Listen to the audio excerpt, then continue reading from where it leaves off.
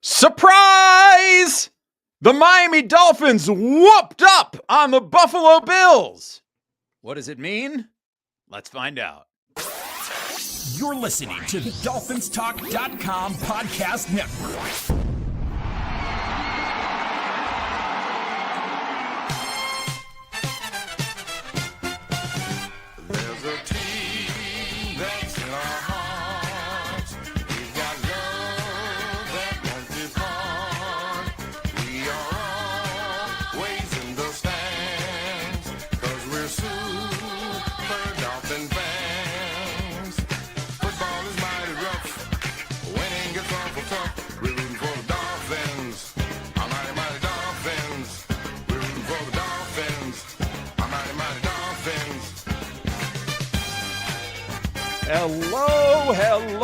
Hello, Miami Dolphin fans, and welcome to the Same Old Dolphins Show, part of the DolphinsTalk.com podcast network. I'm Josh Katzker. With me today and every day is my brother from the exact same mother, Aaron the Brain. Aaron, say hello to the people.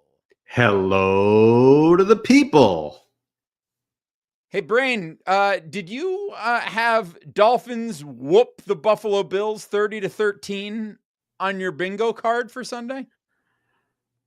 I said they'd be prideful and they wouldn't get completely destroyed, but I did not see this. This was like the best game they've played against the Buffalo Bills in like a decade, like in terms of just all around effort. This was the best game that the Dolphins have played all season.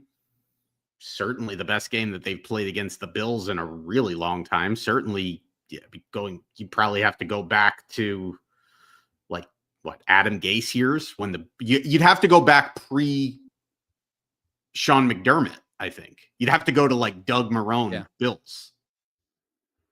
Yeah, you got to probably go back to Jay Ajayi years. But even the Jay Ajayi years against the Bills, where like Jay Ajayi had like a great game against Buffalo. Even that game, I think that game went to overtime. Yeah, that's right. I think you'd have to go back to those were like the Doug Marrone years, I think, but like that's what you'd got to go back to. This was a complete victory. It wasn't like the Dolphins played just an absolutely perfect game, but like they played a solid game, and the Bills, this was a classic example of a team that's riding high, going on the road against a team that everybody says that they should beat, coming in flat, coming in with a very vanilla game plan and thinking that they were just going to run all over the other team, and then digging themselves a hole early and then starting to press, and then just not being able to get it together and get it over the hump, and the other team just being opportunistic. And the Dolphins are usually not that team that is opportunistic, so I give them a lot of credit. They did what they needed to do, and then they put the game away in the fourth quarter when it was kind of, are they just going to let the Bills hang around in this game and let the Bills come back and win? And they didn't. To their credit, they stayed patient with the ground game, and eventually Devon Achane made it pay off. Yeah, it was really a very complete game for the Miami Dolphins. Again, like you said, it wasn't a perfect game for the Miami Dolphins, but it was a well-rounded game, and it was, I think, a performance that not many people would have seen coming, ourselves included. So we're going to talk about that here today on the show. And then we're going to start the first half of the show. We're going to talk a little bit about the game itself and the individual performances, the good, the bad, and the ugly. We'll talk about all that.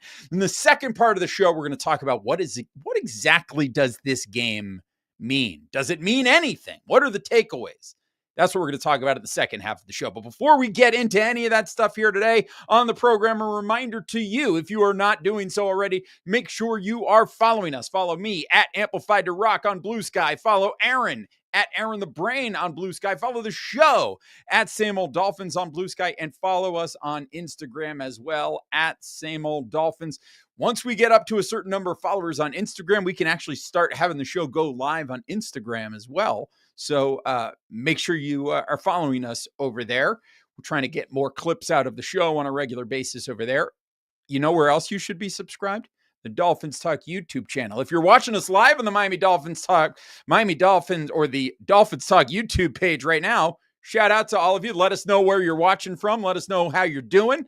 Let us know in the comments. Smash that like button. Subscribe to the channel if you haven't done so already. Shout out to everybody watching on the I'm a Miami Dolphin Fan Facebook page. And of course, don't forget to download, rate, review, and subscribe to the Same Old Dolphin Show on Apple Podcasts, Spotify, Stitcher, SoundCloud, everywhere that you get your podcasts. Make sure you are visiting DolphinsTalk.com each and every day. It's your one-stop shop for all things Miami Dolphins. And of course, it'd be remiss if we didn't tell you to make sure that if you're looking to get some Miami Dolphins gear for yourself or for a loved one for the holidays, the place to do that is caneswear.com. All of the latest and greatest and best and most affordable Miami Dolphins gear and gear for all of the other pro teams and college teams in South Florida. They got you covered over there at caneswear.com. That's caneswear.com. caneswear.com. Aaron the Brain, the Miami Dolphins. Boy, did they lay it on the Buffalo Bills this past Sunday. Man, they gave them everything they could have asked for, and it was, I mean, quite honestly, it was surprising. So let's start with all of the things that the Miami Dolphins did well. I think first and foremost, the Dolphins established the run and stuck to the run. I mean, there's a number of reasons why I think that might have happened, and part of it being that the Bills never really got into the game or close in this game on offense. So Mike McDaniel never felt the need to press, but the Dolphins ran the ball and ran the ball and ran the ball some more, and they were very successful. You knew coming in that was a weakness in this Bills defense, and the Dolphins exploited it. Yeah, and they deserve credit for sticking with it. And obviously the game script made it a lot easier to stick with it because you got out to a lead and you maintained and grew that lead throughout the game, which that's always the ingredient for running the ball more, is particularly when you have a coach that historically has the inclination to lean more onto the passing game. But when you're growing your lead and the game's getting later and you're still up multiple scores, then it's easier to say, hey, we're going to keep running the clock. We're going to keep, running the ball. And then ultimately getting the big run. I mean, you got two big runs by Devon Achane in the fourth quarter of this game, but the first one was really the one that broke the back of the Bills and really put this game away. Up until that point, this game, it was still sort of hanging in the balance, and it wasn't like the Dolphins were just, completely dominating the Bills, but they were doing enough offensively. They had a couple of good drives in the first half of this football game. But it was really the defense, honestly. It was the defense that set the tone in this game after the Dolphins came out on their first possession and looked completely out of sorts on their first possession of this football game. But it was the defense that came out against a Bills team that was leading the league in, touchdown drives in the first half and fewest drives with like a punt in the first half of games. And the Dolphins defense came out and they just shut the Bills down. And part of that is, yes, the Bills absolutely came in with a vanilla game plan. And did the Bills come in and start firing at all cylinders? No, they didn't. But to the Dolphins' credit, look, the last time the Dolphins played the Bills just came out there and punched him in the mouth. And, James Cook was like at 100 yards rushing in the first half of that game. So the Bills came out and they said, we're going to do the same thing. And the Dolphins were ready for it. And I think, to me, like, I get it.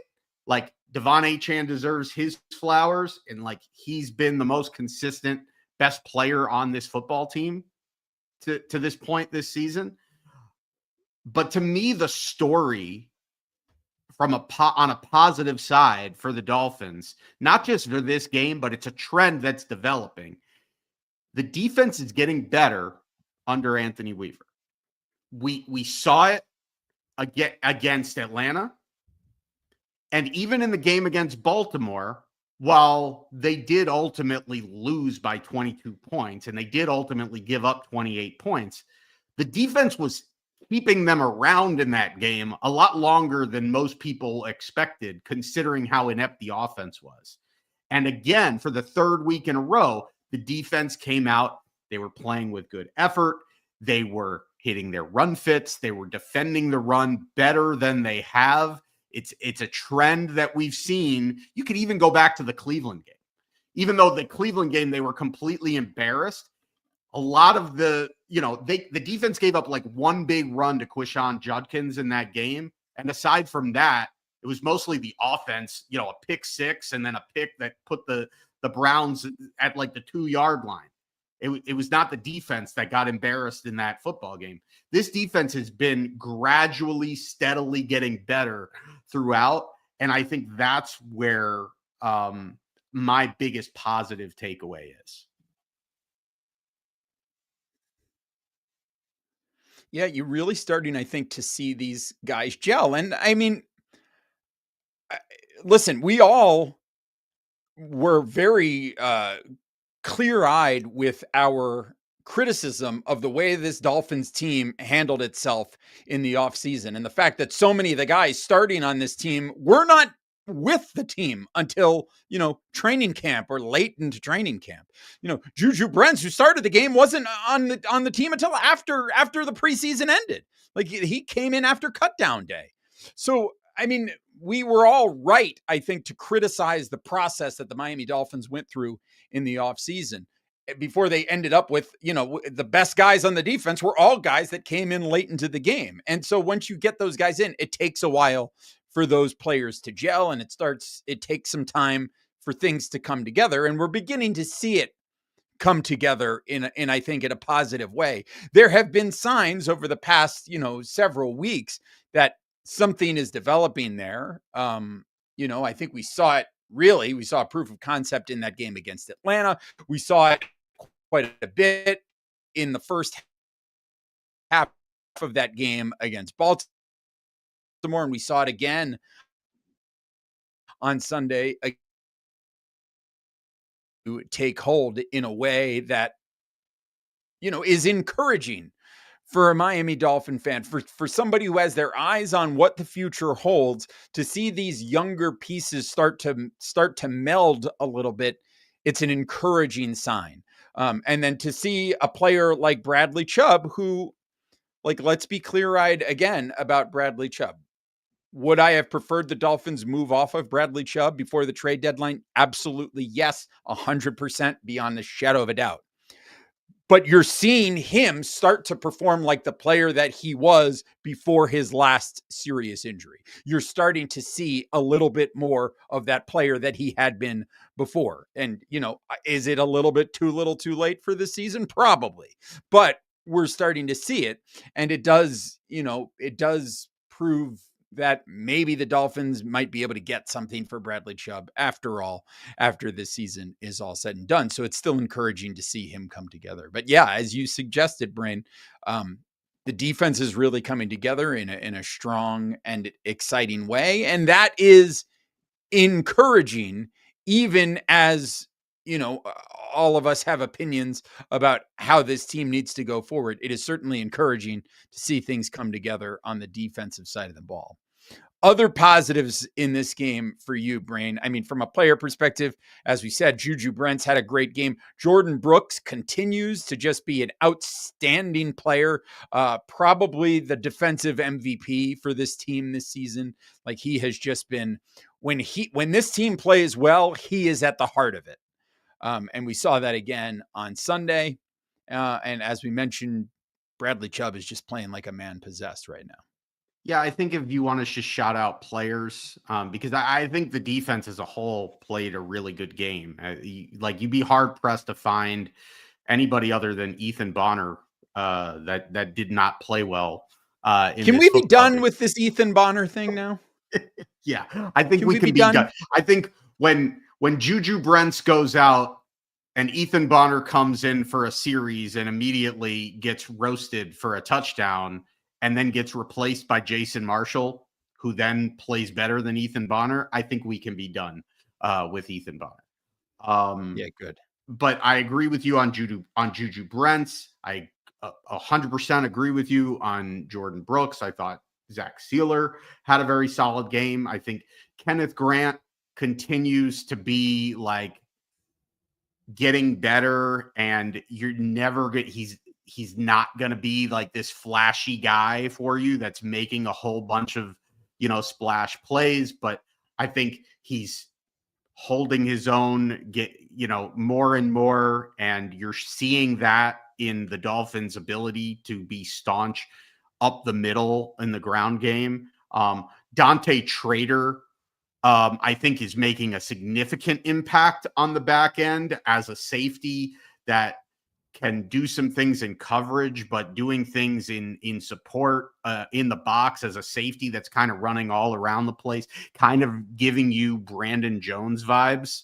I think he's making an impact here over the last few weeks. He's been a big piece of it. And I think Minkah Fitzpatrick has been a steady force for them in a secondary that's been in shambles. Minkah Fitzpatrick has been the one guy that consistently is where he's supposed to be. And it doesn't always make a difference when everybody around him is not where they're supposed to be. But when other guys suddenly are where they're supposed to be, and you're seeing better play from your corners, all of a sudden, Minkah Fitzpatrick, it enables him to start being more of a playmaker. I think Jack Jones had a good game. Jack Jones has kind of been this maligned guy. He's been the Dolphins' second best cornerback this year behind Rasul Douglas. And he's been very up and down because for every good play he makes, there's another play that makes you want to rip your hair out. And I just think that's who Jack Jones is. But he played well in this game. And I think the more players you have in the secondary that can give you steady play, the more you can live with a player like Jack Jones. So the fact that Juju Brents went out there in a spot where he had to start at boundary corner after not playing all season and did a bang up job, like, you could live with Jack Jones doing his thing when you've got a guy like that, when Dante Trader is now out there playing well, when Minkah Fitzpatrick is playing. I mean, even Ify Melifonwu gets one of the biggest plays of the game, gets an interception. I mean, I don't know how much of it was him really doing anything great other than it was Josh Allen throwing the ball right to him. But at the end of the day, he made the catch. He made the interception in the end zone, which was a game-changing play. On the offensive side of the ball, just, since we're just shouting out players, Jalen Waddle, number one receiver. Let's talk about Jalen Waddle, Brain. Let's talk about Buffalo offering a 2026 third round pick and a 2027 first round pick to the Dolphins for Jalen Waddle that made him the highest bidder. And the Dolphins saying, if you can make it a 2026 first round pick, we'll have a deal. Buffalo said no, and the Dolphins said no. So the Dolphins did not trade Jalen Waddle to their division rival.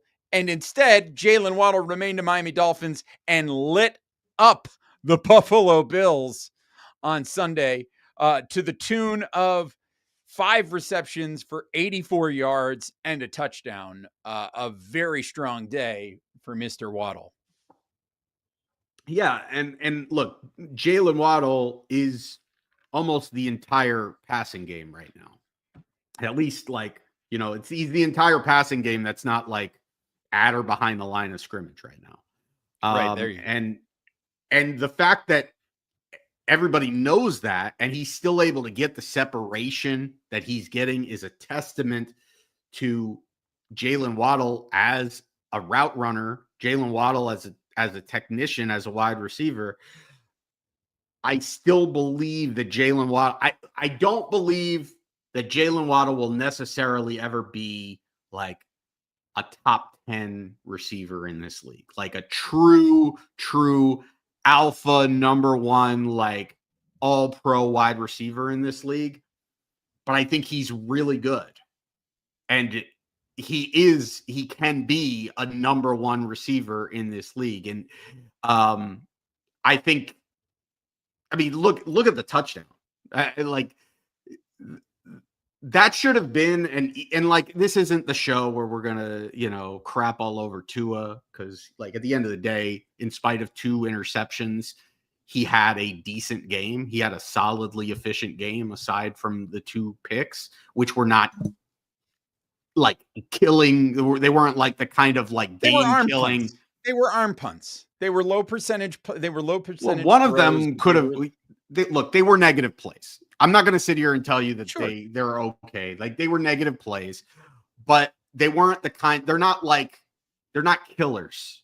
They're not like you're driving down. You got like a first or second down on the other side of the field, and you're throwing an interception and killing your momentum. They were 3rd and long. We're throwing the ball downfield, and they're not good throws. They're bad interceptions. But even the touchdown to Jalen Waddle, like, Jalen Waddle has his man beat by like 5 yards on that play, and that should have been an easy touchdown. But Tua hangs the ball up there, and the defender ends up running into Jalen Waddle, where it ends up being a DPI on the play. Jalen Waddle still makes the catch, thankfully. And it ends up being a defensive pass interference. But let me ask you a question. It's not even a question. If the defensive player plays the ball instead of Waddle on that, that's very easily an incomplete pass on a play where Jalen Waddle had his man beat by 5 yards with no safety help over the top, and it should have been an easy pitch and catch touchdown. How many of these plays could we have if we had a strong-armed quarterback? Jalen Waddle could be putting up monster numbers in this offense with the target share that he's getting. And so I think when you look at that trade offer, and that trade offer was right on the cusp of being a trade that I would accept. The thing is in a vacuum, you hear a 1 and a 3. Let's take out the fact that it was the Bills, regardless of the team that was offering the trade. In a vacuum, you hear that it's a 1 and a 3. I don't even care that it's a 26 or a 27. My initial gut is, oh, that's an instant call. Yeah, I'd take it. Absolutely. For Jalen Waddle right now, I'd take a 1 and a 3. But then you actually, and again, this is without even factoring in that it's your division rival.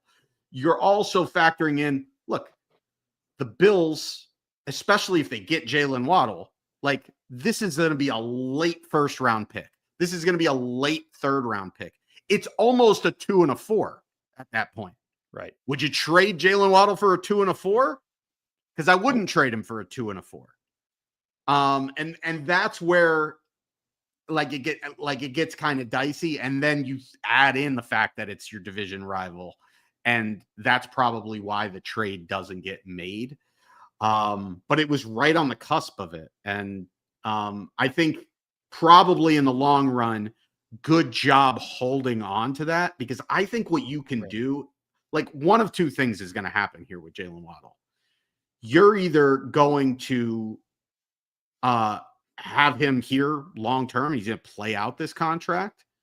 Or you've got an opportunity here with no other real wide receiver threat. I mean, Malik Washington does some things. Devon Achane does some things coming out of the backfield, but your wide receiver target share right now is massively Jalen Waddle. You have an opportunity here to feed Jalen Waddle like 10 to 12 targets a game. He could be looking at like 8 to 10 catches a game. He's doing that at like 15 yards a clip. Like, I mean, This guy could easily be putting up like 100, 120 yards a game the rest of the season.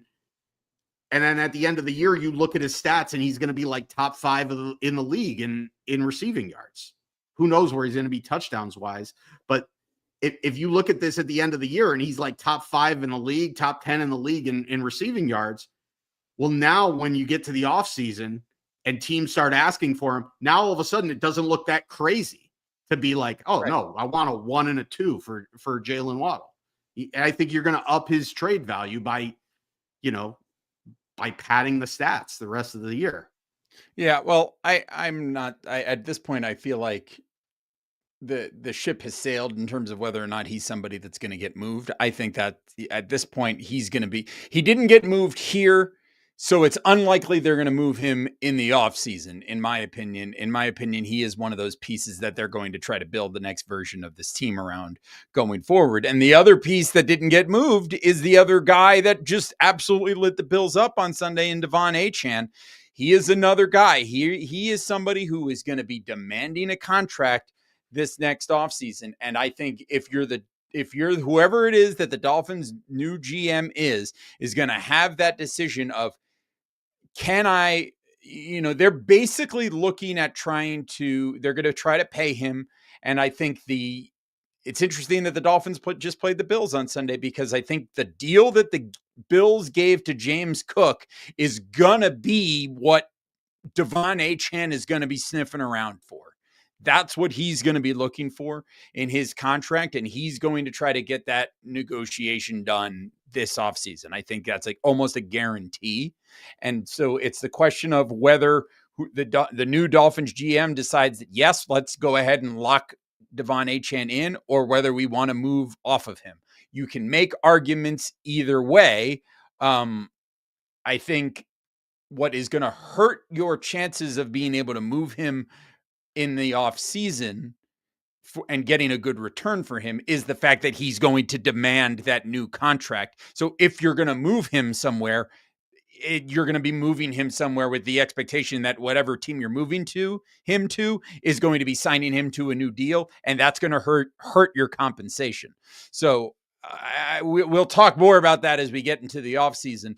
But I think, again, the fact that the Dolphins have him right now is his value is continuing to explode, because he is continuing to be the guy. And especially if he can make it through the season, staying healthy, which is something that he has struggled with in the past, that is a boon for him. But of course, it's funny how a guy finds himself at a time where he's about to be demanding a new contract. It's funny how a guy like that suddenly manages to stay healthy. Not like we would know anything about that happening previously.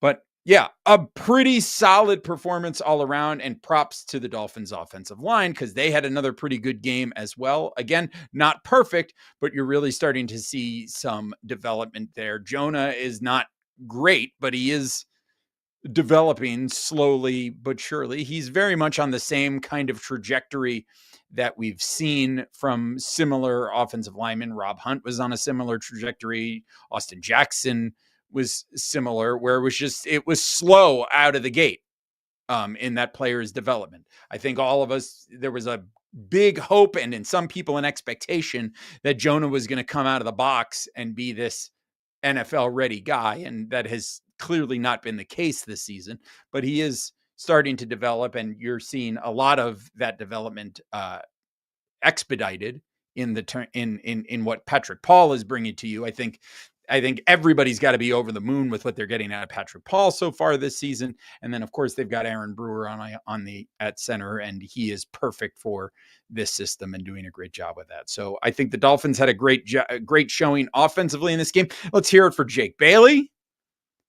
Some good punting in this game. Let's hear it for Riley Patterson. Misses a field goal in this game. But listen, all three phases, I think the Dolphins did a pretty solid job in this game. And, let's be honest, they were aided by the fact that Buffalo came in and played a sloppy game. And it was one of the things that I said to you as you came over to watch the game on Sunday.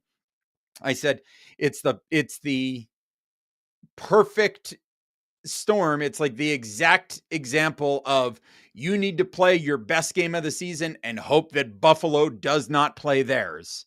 And that's exactly what happened. It was a game that Buffalo was sloppy in. Buffalo made a lot of mistakes. And, the thing that the Dolphins did was stick to their guns and take advantage of it. And they managed to get themselves a nice and convincing 30-13 win. It ended up being, look, we got garbage time Mitch Trubisky on the field in this game. If you had told me that was going to happen, I would have assumed that we were losing 53-6 or whatever I predicted the game was going to be in favor of Buffalo. I would never have said, oh yeah, the Dolphins will be beating the Bills to the point where Mitch Trubisky gets some garbage time playing time in this game. Never would have expected that. So listen, especially as somebody who lives in central New York, in the short term, it's kind of nice to be walking around and seeing all these Bills fans with their long faces. And that's a concerning loss for the Buffalo Bills. And do I feel bad for those people? No, I don't. Because now, like on top of all of that, the Patriots won at Tampa, which was one of the tough games on the Patriots schedule. So now the Patriots have a 1.5 game lead in the division. Plus, they've already beaten Buffalo in Buffalo. So, I mean, that was a pretty big and bad loss for the Bills on Sunday. And so as somebody who lives in central New York and does not like the Bills at all, it was delightful from that perspective to see the Bills fans unhappy. But what does this mean win for the Miami Dolphins going forward?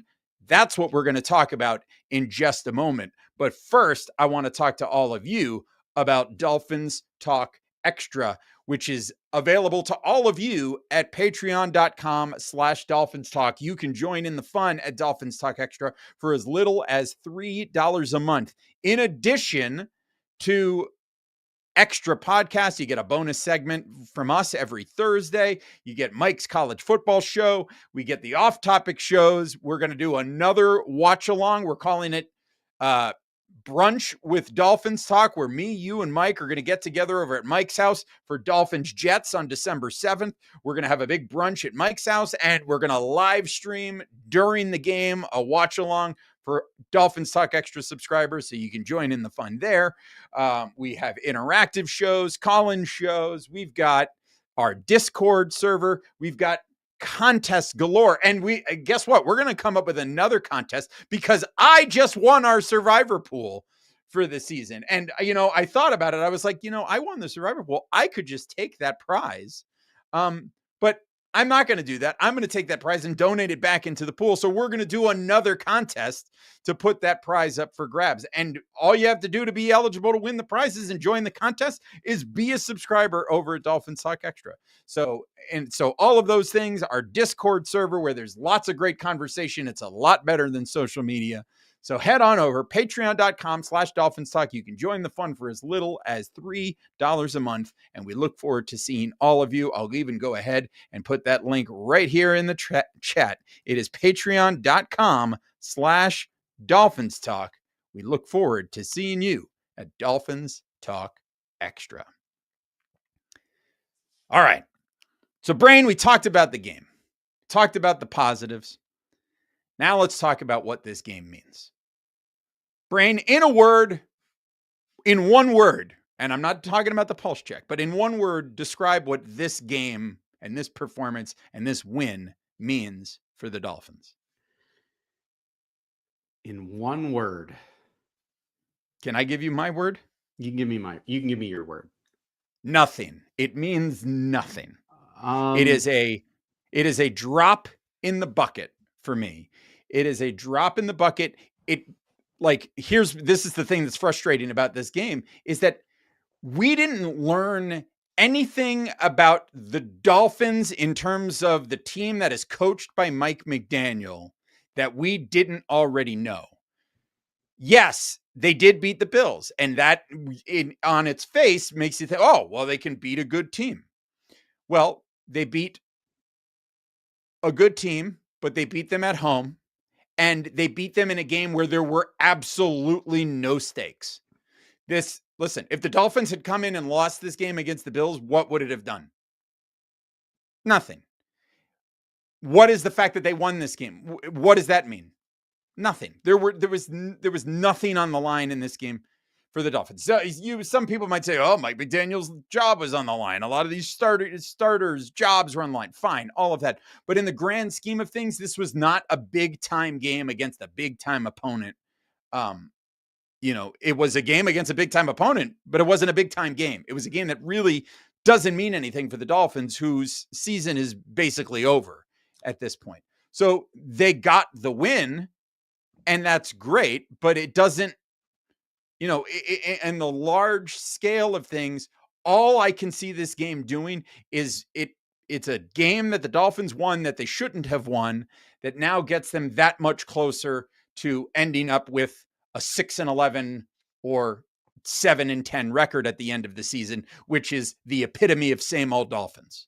Yeah, it so was a here's the very word. kind of same old Dolphins win, because same old Dolphins is when you got a team that wins games that they're not supposed to win and then loses games that they're not supposed to lose. And this was an example of the former here. So to me, this game doesn't mean a whole lot, and has me kind of just at the end of the day thinking that, listen, good for the coach to get his players to go out there and play for him. That's great. Good for this team for sticking together for their head coach. They clearly haven't quit on the head coach here, but in the big picture, this is a win that I'm not sure does very much of anything to help any cause at all. Yeah. And so when you ask me the question, in a word, what does this win on Sunday mean? In a word, it means pain.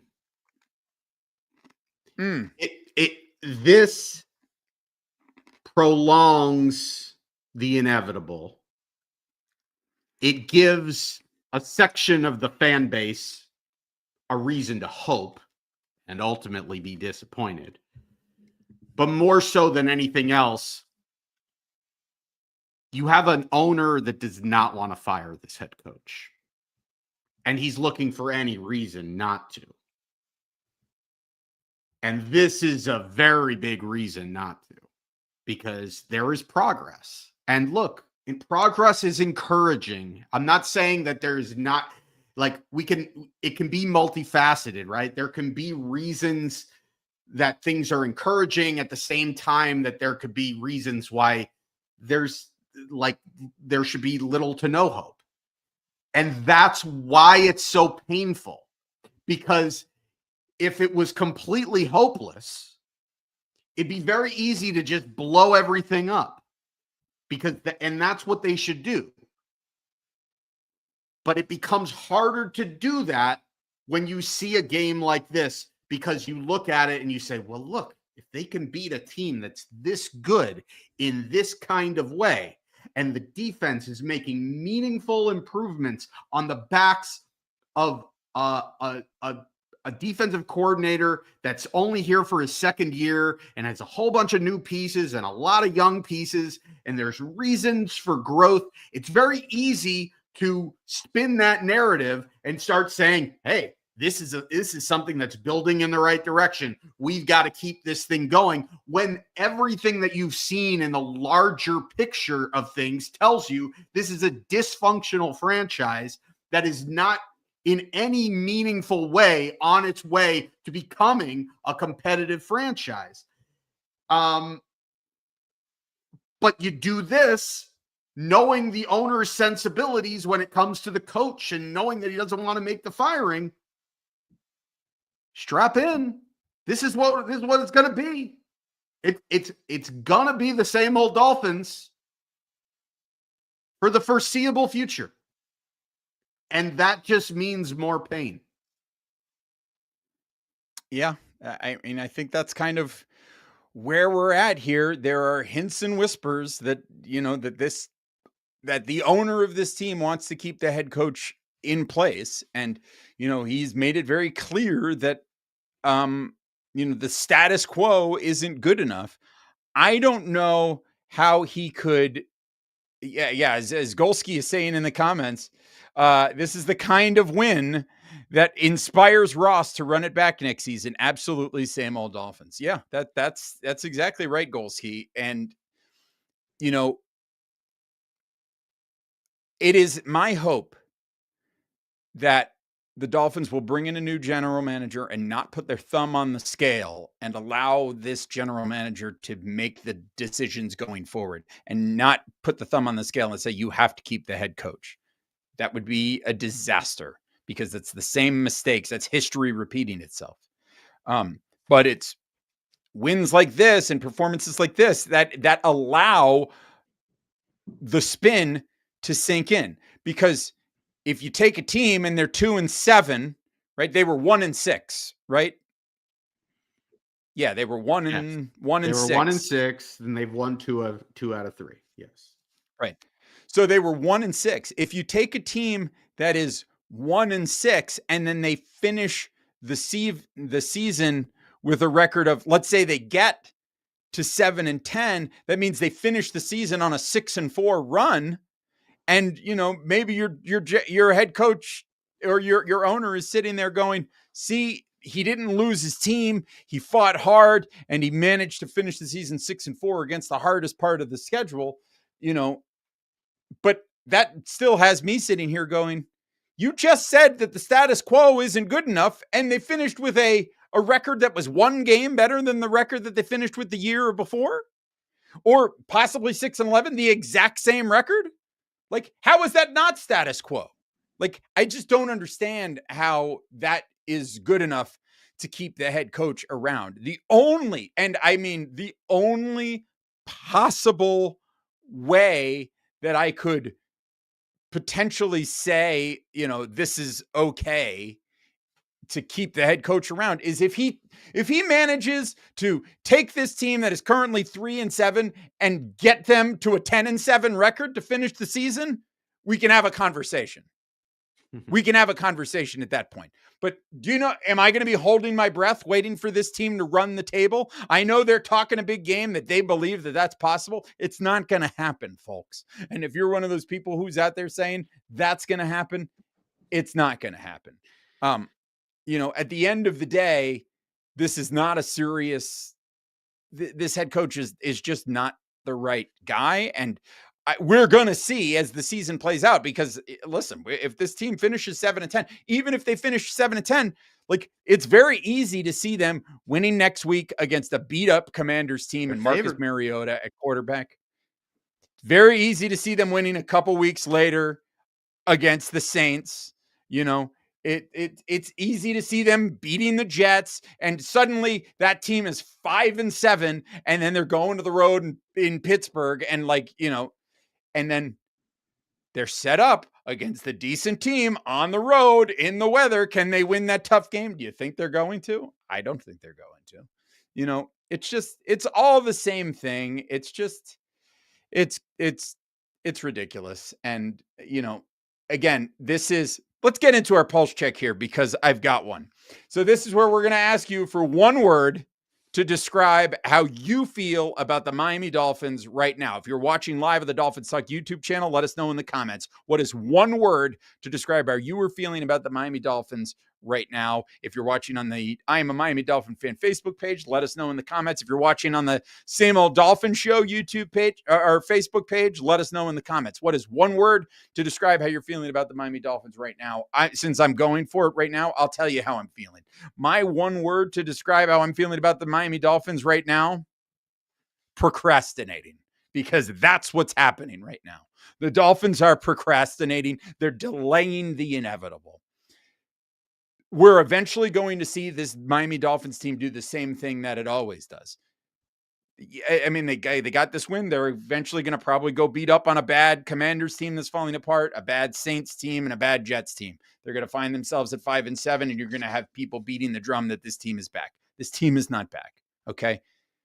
They're not a serious football team. They don't have a serious head coach. Listen, I was kind of on the fence as to whether or not I'm going to talk about this. Mike McDaniel driving past the elbow room where Bills fans were after the game, kind of trolling these fans. Like, what are you doing? Why? Like, maybe does he live in the area and he just happened to be driving by? Maybe, but like, why are we doing this? Why is, like, I understand the idea that it's nice to get a win, but you realize that the Buffalo Bills are consistently a breath away from the Super Bowl. Your team can't win a freaking playoff game. This year, you're not even going to make the playoffs. What are we doing? And there are people that are just still banging the drum in belief of this head coach. It's complete nonsense. It's nothing has changed for me other than the fact that this team is delaying the inevitable. Right now, the Miami Dolphins are procrastinating. That's my pulse check. Here's some of the pulse checks that we got from the Dolphins Talk Extra Discord. A lot of good ones today. Dolphins Talk Tom is stunned. Patrick Mullen says samed. Misha Rohn says mired. Anjuna Abel is looking to Madrid. Wida is cyclical as a good one there. Timbo is baffled. Fish Pilot is indifferent. The Jet 305 is flabbergasted. 618 Dolphins is exhausted. B Dolphin is elated. She is thrilled that they beat the Bills. Mark Nelson says unchanged. Jamie says abused. Al Craig says surprise. Rob Ashton is frustrated. And Mr. McDolphin says, all one word, F the Bills. I cleaned it up a little bit there. All right, Brain. What is your pulse check? I'm annoyed.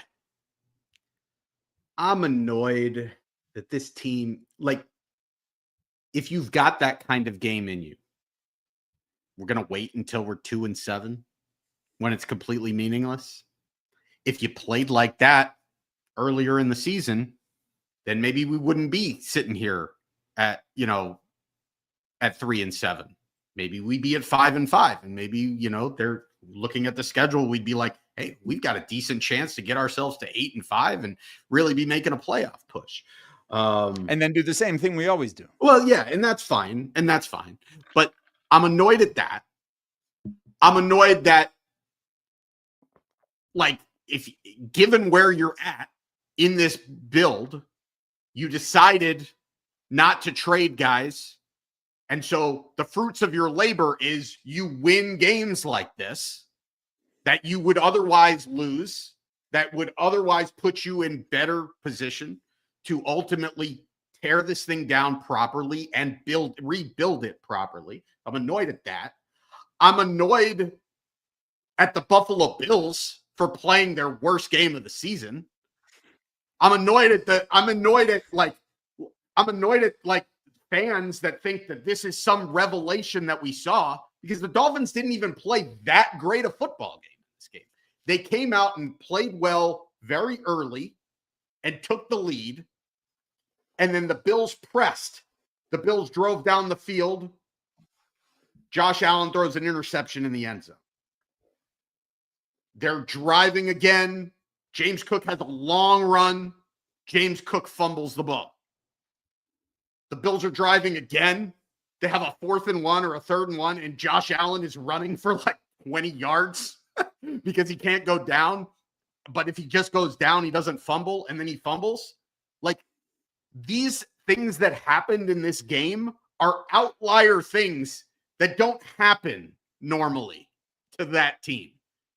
But they happened, and the Dolphins took advantage of them.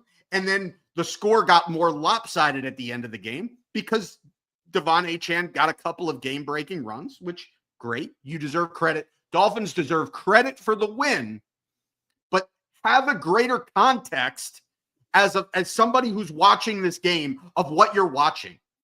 You're not watching the Dolphins somehow turn into world beaters that you would trust can play the Bills. If the Dolphins played the Bills tomorrow, I don't care where they played them, they'd lose the game 30-13 or worse. A week ago, they played Baltimore and they lost 28-6. Like, the Dolphins, this game does not turn around the entire narrative of what the Dolphins are. The Dolphins aren't suddenly a great team because they fired Chris Greer and because they traded Jalen Phillips. This is just something that happened. They played hard. They played pridefully. The Bills came out flat and then made a bunch of mistakes. And the Dolphins, what? It's annoying. It's annoying. And it's going to be I don't know. Like, we'll see how I feel next week. But like, I get the sense from what this team is that like I get that it's this very much the same old Dolphins thing to do right now is to go on a winning streak. And go on a winning streak and then lose to a couple of good teams in the cold weather on the road. Like, that's very much the same old. Like, I'm not going to be surprised about that. But, I'm also not going to be surprised if they go to Madrid and they lose to a backup quarterback, because this is a bad football team. Like, this is a team that got embarrassed a few weeks ago by the Cleveland Browns, who just got embarrassed by the New York Jets with a whole bunch of injuries, who just traded a bunch of their best players away. Like, and that team embarrassed the Miami Dolphins. This is not suddenly going to turn into a really good football team. So while I get it, I get, the schadenfreude of it all in taking pleasure in the expense of Buffalo Bills fans. Personally, as somebody who's watched my team suck for the past quarter of a century, I could give a shit about the Bills fans, about the Jets fans, about the Patriots fans. I want what's best for my team. What's best for my team is that they lose right now, and lose badly, because we need to clean up this whole thing. So I'm annoyed. I'm very annoyed. That said, I'm not pissed off about it.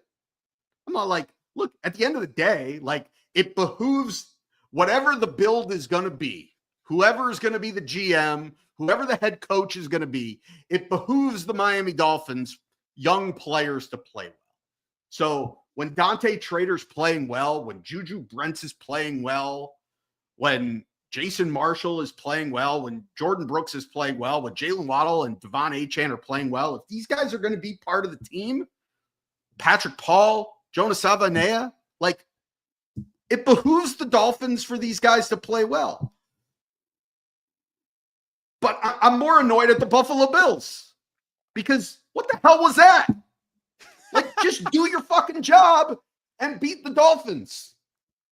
Like, just I don't even care about the Dolphins. Like, I'm not annoyed at the Dolphins. All the Dolphins did was go out and do their job. I'm annoyed at the Bills. Seriously. Fuck the Bills. I'm sorry. F-bombs all over the place. But seriously, F the Bills. Absolutely tremendous. Absolutely tremendous. The end of that rant, that's getting clipped. That's going online. That was absolutely tremendous. Good stuff there, Brain. That's why people come to this program, so that they can hear from you. I just want to point out for the Kool-Aid drinkers out there that the Dolphins now have 7 games remaining this season. All right. They're 3-7. The remaining 7 games are in Madrid against the Commanders, home against the Saints, at the Jets, at the Steelers, home against the Bengals, home against the Buccaneers, and they end the season in week 18 at Foxborough against the Patriots. How same old Dolphins would it be? And I don't believe for a second that it's going to happen. But how same old Dolphins would it be for the Dolphins to be on a 7-game winning streak going into that game against the Patriots in week 18 with a 9-7 record, with an opportunity to clinch a playoff spot? It's like what happened a few years ago when they started 1-7 or whatever. This is what they do. As Robert Mays said on the Athletic Football Show in their season preview against the Miami Dolphins, when they were trying to make sense of what the Dolphins have put together this offseason and what this team had built, he's like, you know what this team is? You know what this team does well, that they do better than any other team in the league, is they do an excellent job of getting themselves into the in the hunt graphic. And that's, is that the most likely outcome? Probably at this point. Dolphins will find a way to get themselves to the in the hunt graphic. 5-7 will get you there. 5-7. Listen, if they go 5-7 when they get to that nationally televised game against the Steelers on December 15th, oh baby, on Monday Night Football against the Steelers, oh, they'll be on the In the Hunt graphic, because they'll be on the In the Hunt graphic with the Pittsburgh Steelers, who will That could likely be a at that watch point- along game too. It may very well be. So anyway, that's going to be a good one. That's December. And that would be 2 watch-alongs in a row. That would be really something for the people. But if you're interested in watch-alongs, you know what to do. Dolphins Talk Extra, patreon.com/DolphinsTalk. Join in the fun over there. That's going to wrap us up for this episode of the Same Old Dolphin Show. Thanks to everybody for tuning in. Thanks for watching. Thanks for listening. Once again, subscribe to the Dolphins Talk YouTube channel. Smash that thumbs up button. Everybody watching. We got a bunch of people watching live. Smash that thumbs up button right now if you haven't done so already. Thank you very much for doing that. For everybody watching on the I'm a Miami Dolphin fan Facebook page, thank you. Don't forget to follow us at Amplified Rock, at Aaron the Brain, at Same Old Dolphins, and at Same Old Dolphins on Instagram. Follow us over there as well. We will be back on Thursday to preview the game in Madrid against the Commanders. But until then, take care of yourselves and each other. And as always, go Dolphins! God, I hate the Bills.